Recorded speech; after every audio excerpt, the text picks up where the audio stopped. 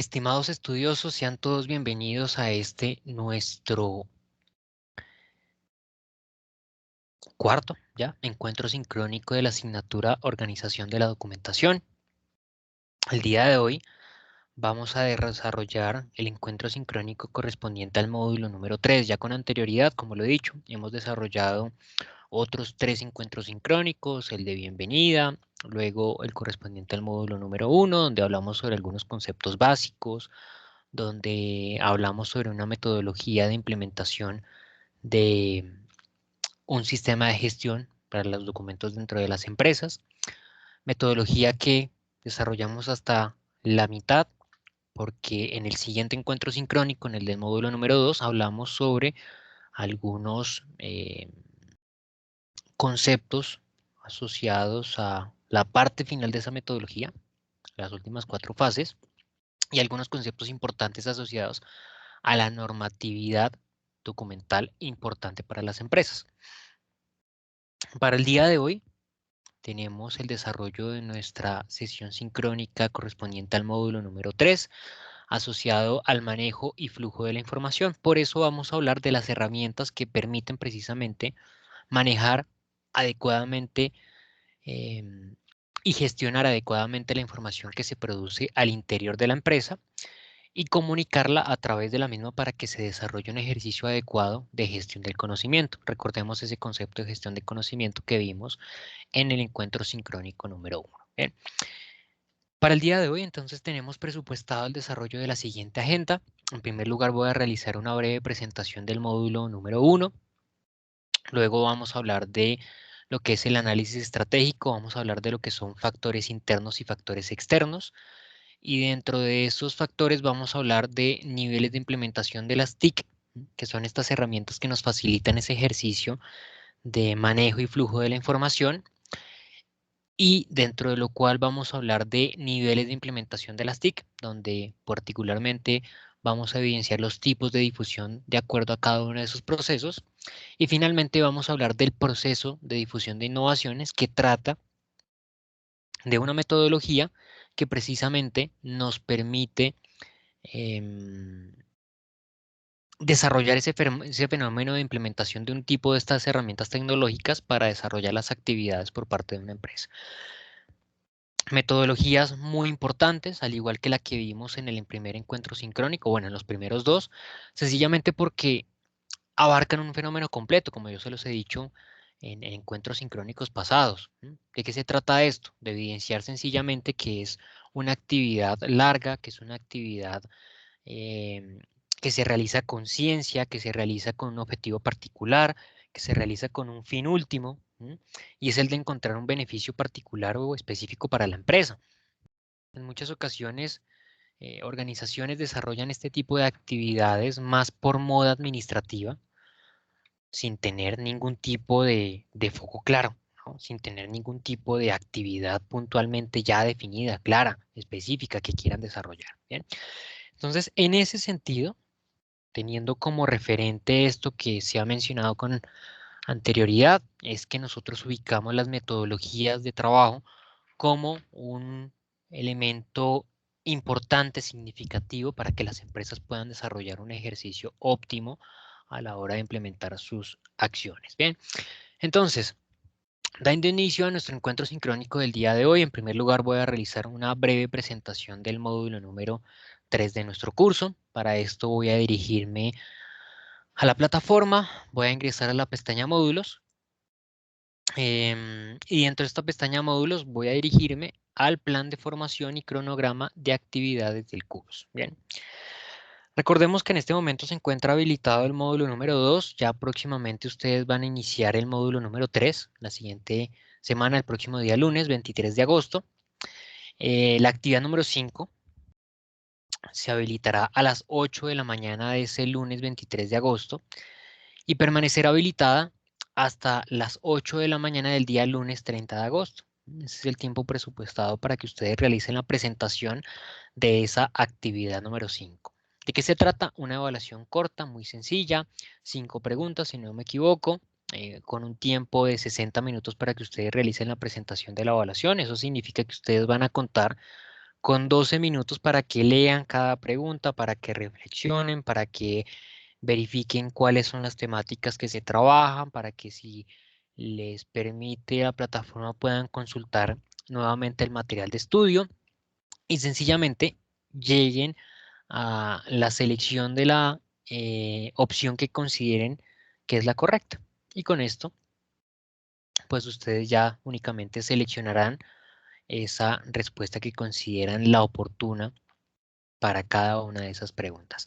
Esa evaluación, como lo digo, cerrará a las 8 de la mañana del día lunes 30 de agosto. Con esto se dará finalización a lo que es el primer apartado del módulo número 3, la primera de las actividades evaluables de ese módulo. Luego, inmediatamente cierra esta actividad, se habilitará la evaluación acumulativa del curso, evaluación acumulativa que está o estará habilitada desde esas 8 de la mañana del 30 de agosto hasta las 11:59 o 23:59 hora militar del día 12 de septiembre. Recordemos que ese 12 de septiembre es la fecha límite del curso. El curso cierra el día domingo 12 de septiembre a las 11:59 de la noche, 23:59 hora militar. Esa es la fecha y hora límite del curso. Recuerden que después de ese espacio ya no es posible realizar ninguna acción por parte del docente dentro de la plataforma. Ya no será posible habilitar actividades, ya no será posible dar espacios posteriores de presentación de entregas, ni nada en lo absoluto. El curso va hasta el día domingo 12 de septiembre. La recomendación que yo les doy, que les he dado desde el inicio del curso, desde el inicio del aula y por medio de todos los apartados que me ha quedado disponible, es que ustedes realicen la presentación de esas evaluaciones finales con un tiempo de anticipación oportuno. Si me lo preguntan a mí, en lo posible yo trataría de realizar la presentación de esa evaluación final entre el 30, 31, a más tardar 1 o 2 de septiembre, ¿sí? Para evitarme inconvenientes al final del curso. Lo que yo no recomendaría es que ustedes realicen la presentación de esa evaluación final por allá el día 11 de septiembre en la tarde, en la noche, o el día 12 de septiembre, incluso también hasta en la noche, ¿no? Trataría de presentar esa evaluación lo más anticipado posible.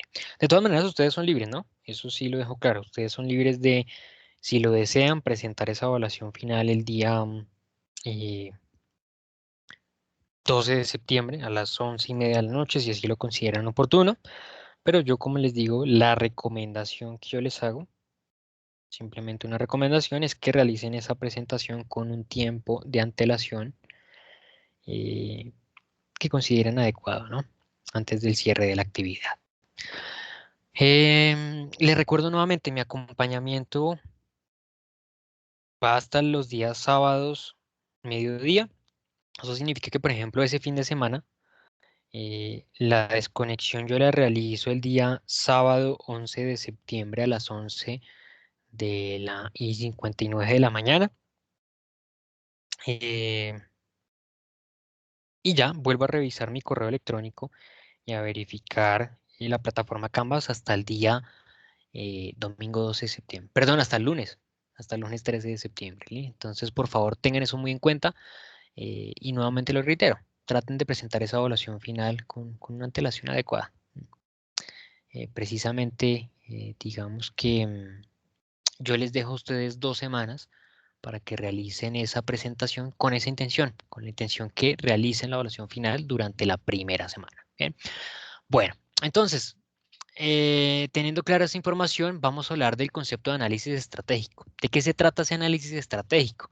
Bueno, desde las sesiones anteriores, creo yo que les mencioné que las empresas se encuentran en una dinámica competitiva bastante significativa, ¿no? Empresas que se ven obligadas a constantemente cambiar, mutar, ajustarse a las exigencias del entorno, ajustarse a las exigencias del mercado. ¿M?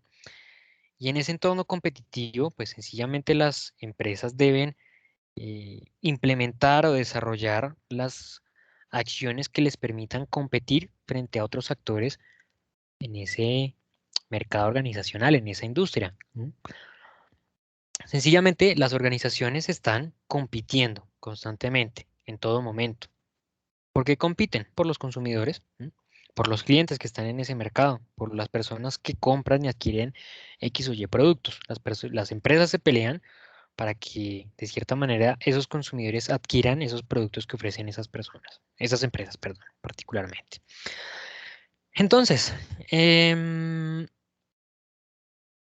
ese sentido, las empresas, al estar constantemente compitiendo, deben ocuparse de diseñar las estrategias que sean más provechosas para estar en esa dinámica competitiva. Es decir, eso es una guerra, por llamarlo en esas palabras. Las empresas compiten realmente, luchan, se pelean por esos clientes. Entonces, no tiene sentido que las empresas vayan allí sin ningún tipo de armas, ¿no? Van es con unas estrategias, con unos planes de lucha, de enfrentarse a sus rivales y de encontrar la manera de ganarles. Por lo tanto, en este ejercicio de planeación, las empresas deben validar varios factores. Primero, en qué son buenos, en qué se destacan. Van a validar cuáles son las herramientas con las cuales cuentan. Cuáles son las armas que tiene para estar en ese entorno competitivo. Primero verifica con qué tiene para pelear. Y luego verifica con quién se va a enfrentar. Porque este es un elemento también obviamente muy importante. El validar a quiénes se va a enfrentar, quiénes son sus rivales, tratar de validar cuáles son las características de esos rivales para saber cómo se le va a ganar, ¿no? Y hagan de cuenta, por ejemplo, también en un encuentro deportivo, en un partido de fútbol. ¿Qué es lo primero que debería realizar un técnico cuando va a planear un partido de fútbol? Bueno, primero que todo, ve las características de su propio equipo. ¿En qué se destaca? ¿Qué características tienen sus futbolistas, sus jugadores? ¿Qué atributos tienen? Para partir de allí, más o menos, planear cómo van a actuar, cómo van a interactuar, cómo van a jugar ese partido. Y luego mira hacia el exterior, mira a los rivales, mira las características de esos rivales, qué cualidades tienen esos rivales, qué características, qué bondades, qué dificultades atraviesan también esos rivales, por dónde se les podría ganar. Para partir de esa conjunción de las herramientas, las armas con las cuales cuenta la empresa y las características de esos rivales, empezar a planear, empezar allí a articular cómo va a ser esa dinámica competitiva, cómo a partir de lo que yo armo, cómo a partir de lo que yo estructuro como equipo, voy a enfrentarme a esos rivales, para tratar de aprovechar lo bueno que yo tengo para atacar las debilidades que tienen esos otros competidores y ganarles. De eso se trata el entorno competitivo de las empresas. Y el análisis estratégico busca efectivamente desarrollar esa actividad, evaluar las competencias internas de la organización, evaluar esas características de la empresa, evaluar eso que desarrolla la organización, esas bondades que tiene la empresa, en qué se destaca, en qué tal vez no, y luego también evaluar los factores externos a esa empresa, factores que obviamente ya la organización no va a poder mutar, no va a poder ajustar, no va a poder cambiar, porque la organización ya depende de ese tipo de factores externos, ¿no? Bajo los factores internos, la organización sí tiene pleno dominio, es decir, la organización puede tomar decisiones, realizar ajustes, realizar actividades, realizar las actuaciones que considere oportunas para conseguir un resultado puntual, y es el de mutar los resultados. Pero frente a los factores externos, ya la organización no tiene actuación, ya la organización tiene que atenerse a esas situaciones, no puede realizar algunos ajustes, realizar algunas modificaciones que permita que esos entornos cambien, pero sí puede implementar algunas acciones, algunas estrategias, algunas actividades que permita mitigar, disminuir o aprovechar esos elementos que se presentan. Por ejemplo, si los efectos que se presentan en un factor externo son negativos para la empresa, pues la organización puede desarrollar actividades, acciones que le permitan mitigar esos efectos negativos,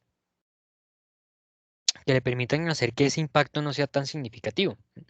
Si es por el contrario, si lo que identifica la empresa es más bien una oportunidad, algo beneficioso, pues le va a permitir a partir de esas estrategias que se desarrollen allí, aprovechar, poder hacer útil esos escenarios beneficiosos para la empresa. Bien. Bueno, entonces, dentro de ese ejercicio de análisis estratégico se desarrollan dos actividades. Un análisis hacia los factores internos de la empresa, como ya lo mencioné con anterioridad, y un análisis hacia los factores externos. De cara a los factores internos, pues es un diagnóstico que se realiza dentro de la organización. Lo que se busca aquí es, como lo que dije hace algún momento, mirar al equipo de fútbol y mirar los futbolistas con los cuales yo cuento para armar ese partido. ¿Qué características tiene ese equipo? ¿Qué características tienen esos jugadores? ¿Cómo voy a armar, cómo voy a plantear el partido para enfrentar a mi rival? Entonces esto se hace también en el ámbito organizacional. Yo realizo un diagnóstico interno de mi empresa para tratar de identificar las características de la organización, es decir, en qué se destaca, en qué es bueno, qué hace bien, qué actividades se ejecuta de manera adecuada, tal vez también identificar qué errores se están cometiendo, qué errores deberían de pronto corregirse, ¿m? Qué acciones se están presentando de manera errónea, ¿m? Qué inconvenientes por allí puede a futuro representar un error o un inconveniente de pronto mucho más significativo. Es decir, empiezo a tratar de identificar todos los elementos asociados a la dinámica operativa de la organización. Trato de identificar toda la información relevante e importante para la empresa, toda la información que le represente a la organización algún plus, que le represente a la organización algo valioso, que le represente a la organización algo relativo. Sencillamente, acá trato de identificar fortalezas y debilidades. ¿En qué sentido? No solamente en las competencias que tienen los trabajadores, porque eso es algo que constantemente se evalúa, obviamente.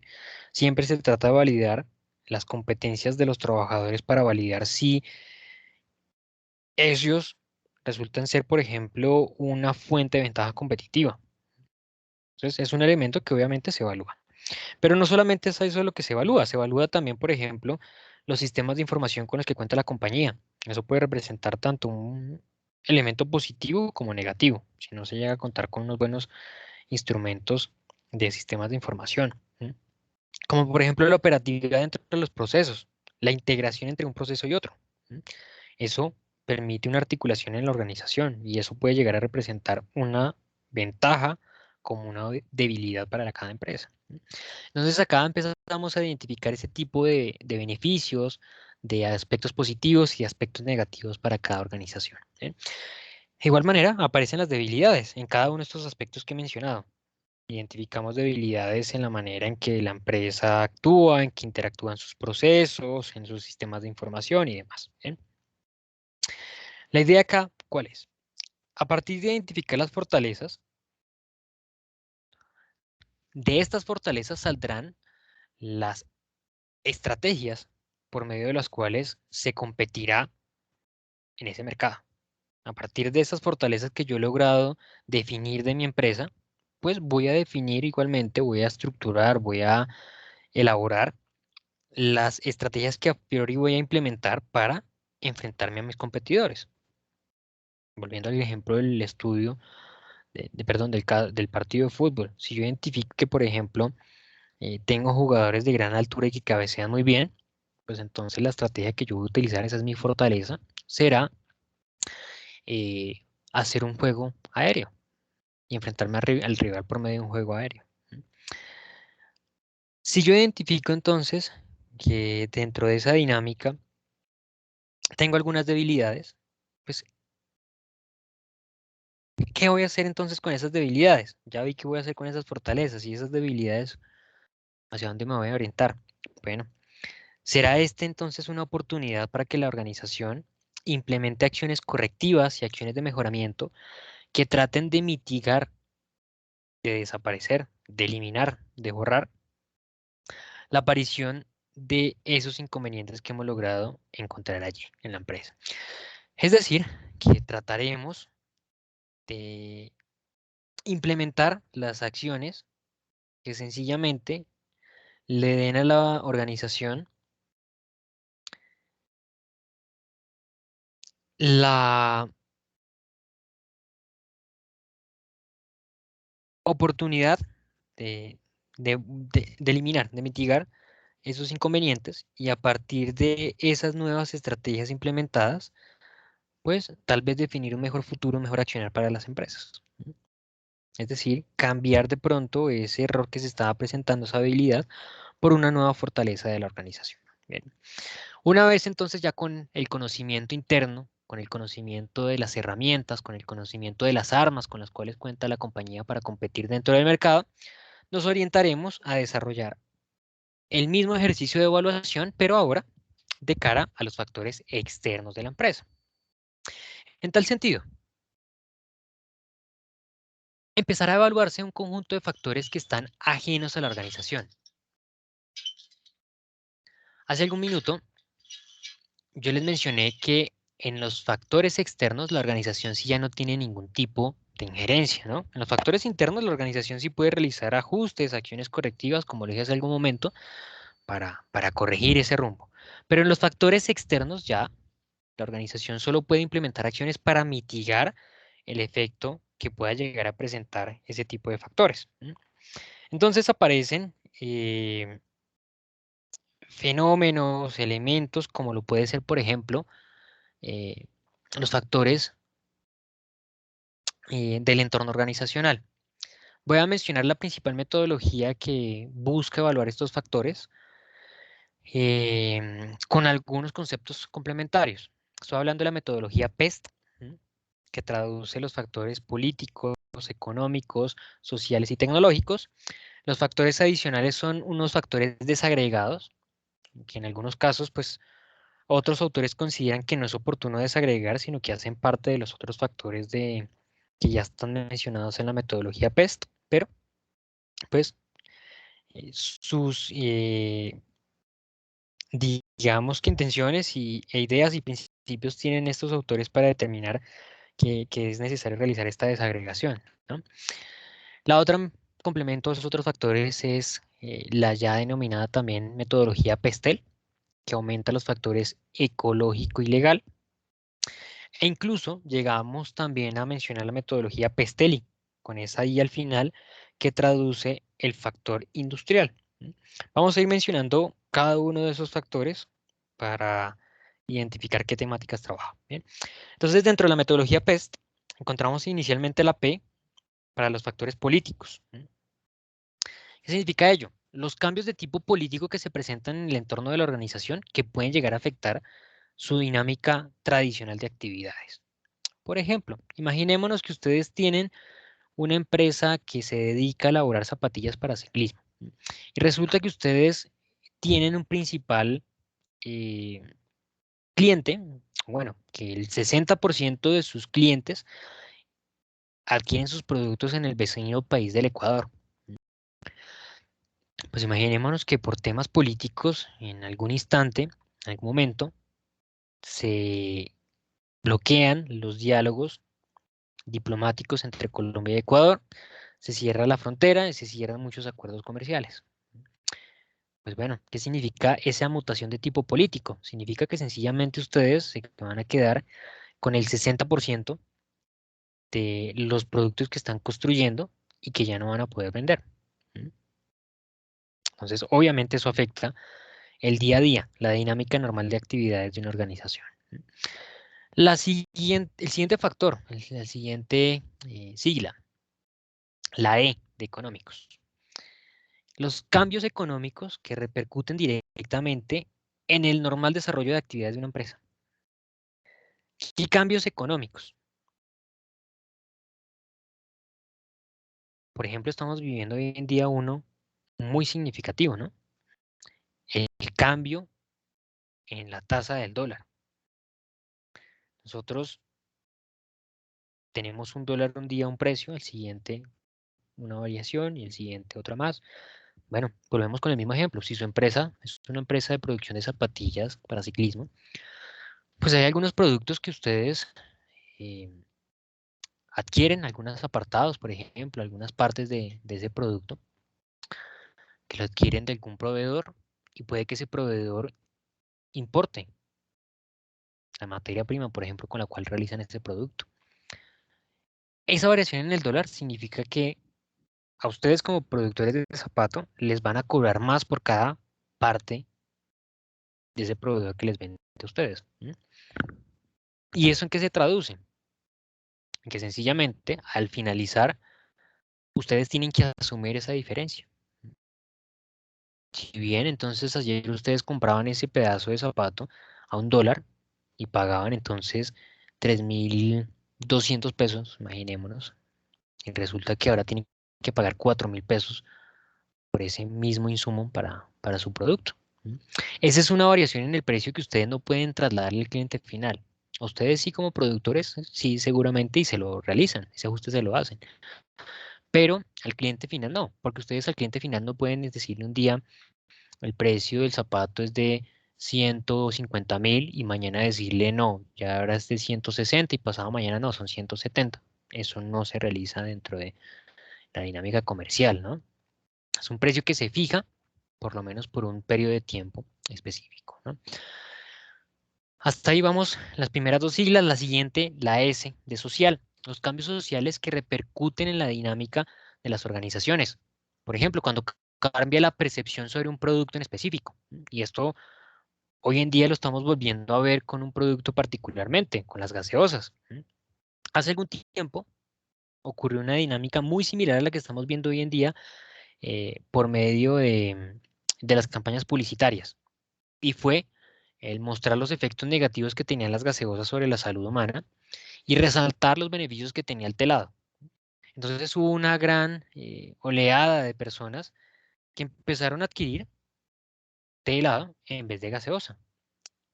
Si ustedes, por ejemplo, eran productores de gaseosa, obviamente ese cambio en la percepción de la sociedad repercute en su actividad diaria.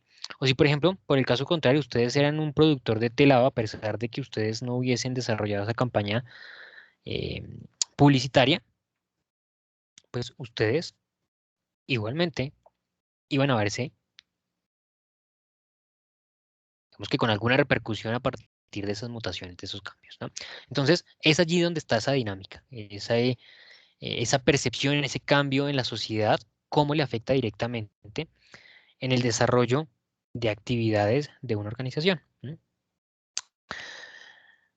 Ahora bien, no solamente están en estas siglas, sino la última sigla de cambios tecnológicos para completar la metodología PEST. Esos cambios tecnológicos hacen referencia cuando, por ejemplo, surge una nueva innovación, una nueva herramienta tecnológica que está directamente involucrada con las actividades que ejecuta una empresa. Por ejemplo, si sale una nueva herramienta tecnológica, una nueva maquinaria que me permite a mí realizar los productos más rápido y a la mitad de costo. Entonces surge para la empresa la inquietud, bueno, ¿sería para mí oportuno adquirir esa herramienta tecnológica? ¿Mm? ¿Vale la pena? ¿Vale el esfuerzo? Porque seguramente tiene un costo alto. ¿Mm? O de pronto no vale la pena hacerlo. Y si no lo hago, ¿qué consecuencias tendría? ¿Qué pasaría, por ejemplo, si un competidor realiza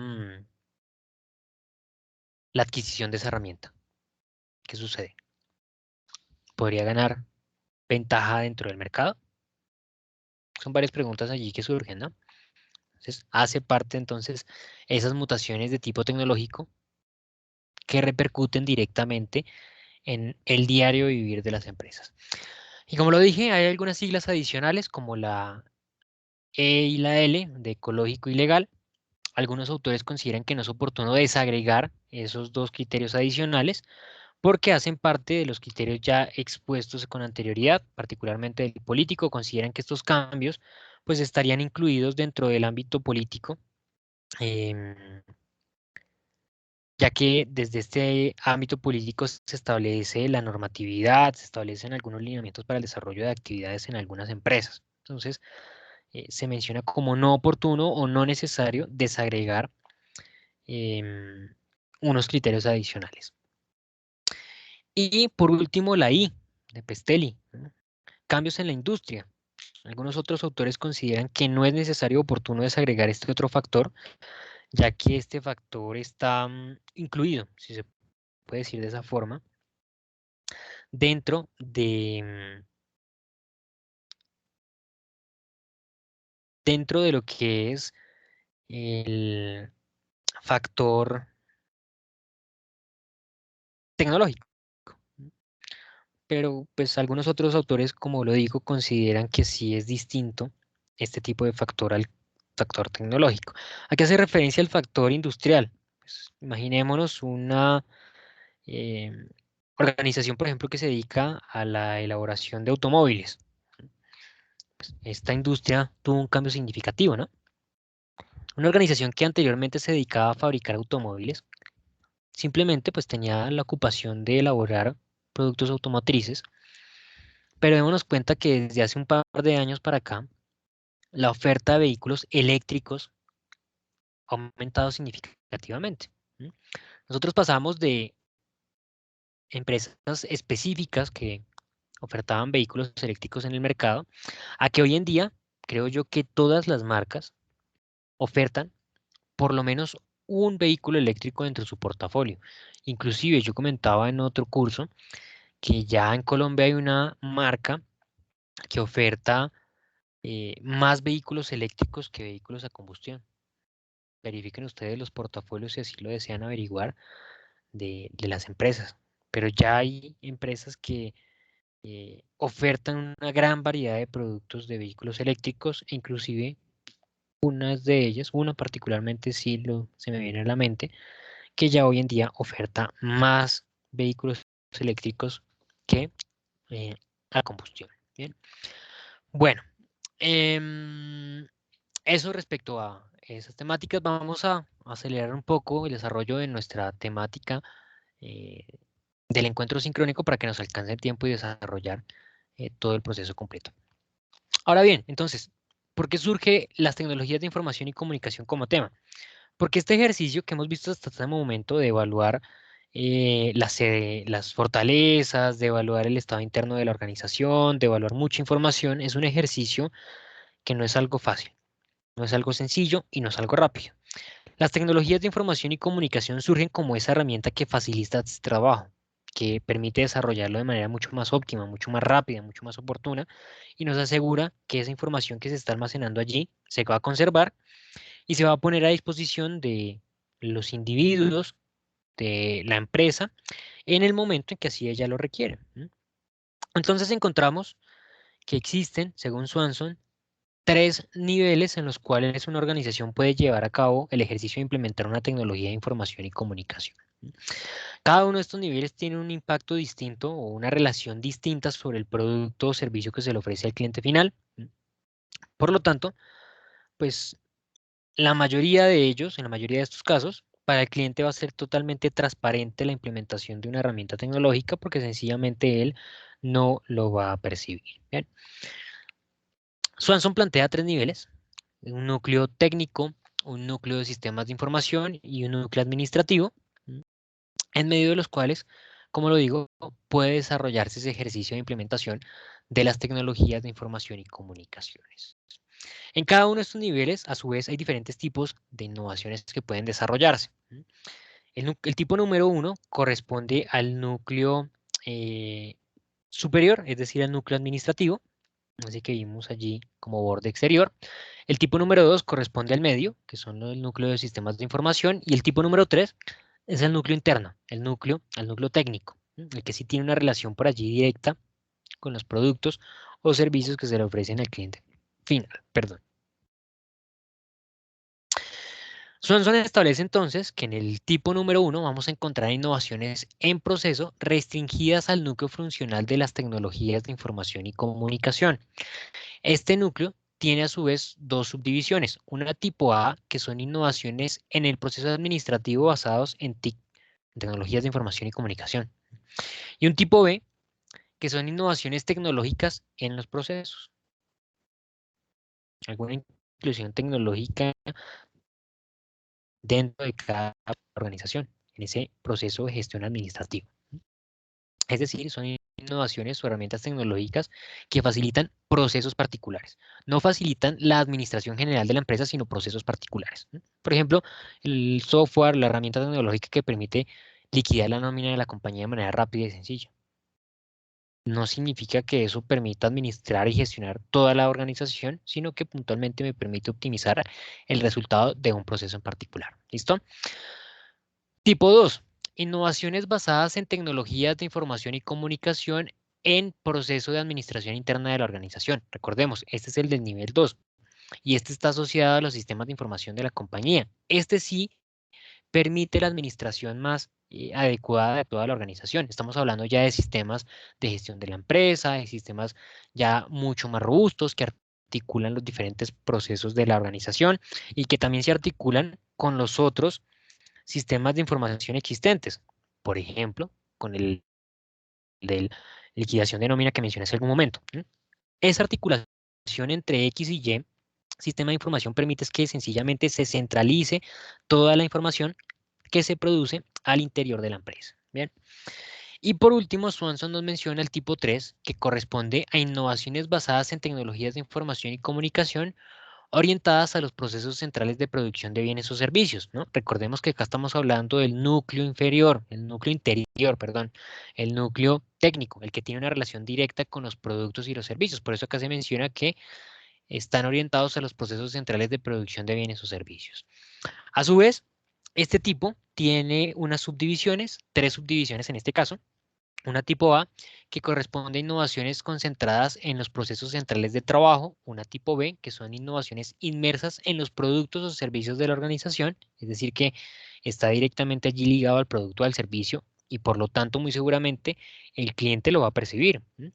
Y una tipo C, que son innovaciones orientadas a facilitar la coordinación con proveedores o con clientes, como por ejemplo lo que es un CRM, Customer Relationship Management, un programa de relacionamiento con el consumidor. Esto obviamente también lo percibe el consumidor. Cuando nosotros tenemos este tipo de herramientas, pues nos estamos acercando a nuestro cliente y el cliente lo percibe, ¿no?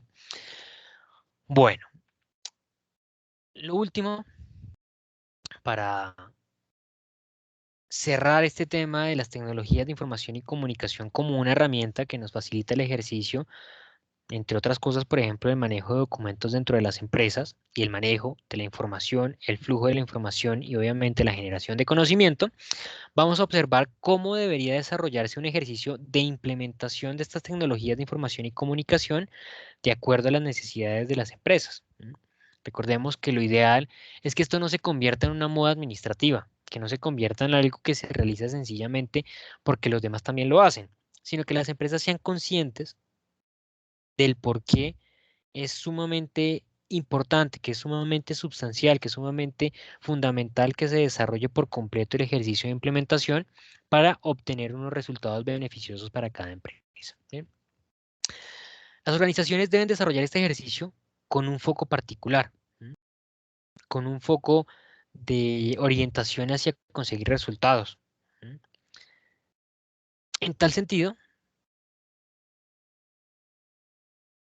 Ochoa Urrego, Rafael Leonardo Ochoa Urrego, doctor de la Universidad Nacional en Ingeniería, Industria y Organizaciones, en el año 2015, propuso este modelo de difusión de innovaciones como el ejercicio que le permite a las empresas obtener un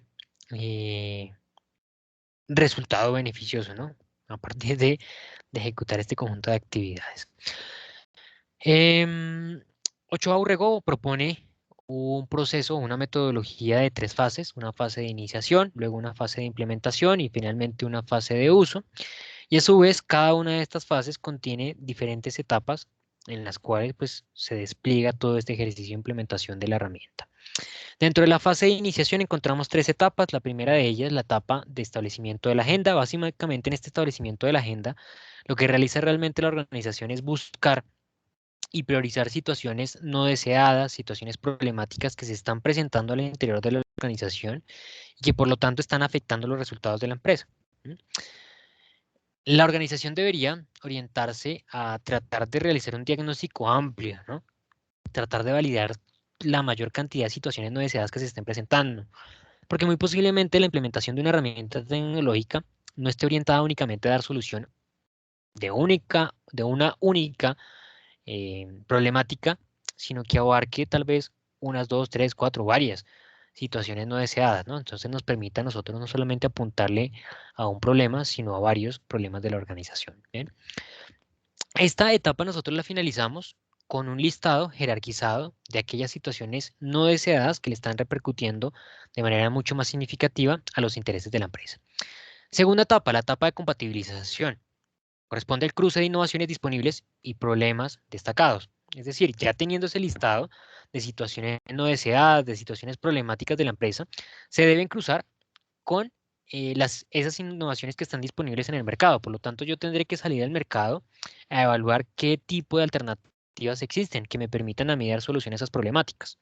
Voy a cruzar los beneficios, los atributos, las características que tiene cada una de esas herramientas tecnológicas y los requerimientos que tiene mi organización con esas problemáticas que he logrado priorizar. ¿Bien? A partir o como resultado, perdón, de esta segunda etapa, yo podré establecer un listado, ¿no? Un, una preselección, una terna, bueno, tal vez más, de herramientas preseleccionadas que pueden llegar a ser implementadas dentro de mi empresa. Y luego entramos en la siguiente etapa, en la etapa de apropiación. Con esa preselección debe realizarse o debe desarrollarse un ejercicio de negociación interna por parte de la compañía, donde integrando a diferentes áreas de trabajo, se busque seleccionar una herramienta en particular. ¿Por qué se integran diferentes áreas de la compañía? Porque cuando se realiza este ejercicio de implementación de herramientas tecnológicas, en muchas ocasiones alguna de las herramientas representa un mayor beneficio para X o Y herramienta en específico. Entonces, sencillamente van a existir algunos interesados en que se integre X o Y herramienta de manera particular. Por lo tanto, se debe realizar ese ejercicio de negociación interna para que realmente se seleccione aquella herramienta que realmente le representa un mayor beneficio a la empresa. ¿Bien? Y que se ajuste, obviamente, esto me faltó mencionarlo, a los requisitos de presupuesto que previamente la misma organización ha tratado de establecer. Daremos por cierre de esta etapa cuando ya seleccionemos una herramienta por particular. ¿Listo? Y entraremos inmediatamente en la siguiente fase, en la fase de implementación. A su vez, esta fase de implementación tiene dos etapas. Una primera etapa de adaptación, donde es necesario desarrollar un conjunto de actividades de modificación, de ajuste a la estructura y a los procedimientos de la compañía. Acá hace referencia a esas modificaciones procedimentales. Hace referencia a cambios en los procedimientos internos de gestión que son necesarios a desarrollar para asegurarse que se haga uso efectivo de la herramienta que se está implementando. Es decir, vamos a incluir dentro de cada procedimiento la utilización de la nueva herramienta tecnológica. Y aquí hace referencia a las modificaciones procedimentales. Bueno, sucede que en algunas ocasiones los cambios son tan grandes, tan significativos, que pues obliga a las empresas a que tengan que cambiar la estructura de su organización, tengan que reubicar personal internamente, tengan que reubicar algunas áreas de trabajo, tengan que cambiar algunos departamentos, por ejemplo. Entonces estamos hablando de cambios mucho más significativos, ¿no? Cambios en la estructura de la organización. Y luego de esta etapa tendremos la etapa final de esta fase, que corresponde a la etapa de aceptación. ¿A qué hace referencia esta etapa de aceptación? Bueno, algo que nosotros comúnmente vamos a encontrar en en ese ejercicio de implementar nuevas herramientas, nuevas metodologías de trabajo, es algo que en la administración nosotros definimos como resistencia al cambio. ¿Qué significa eso?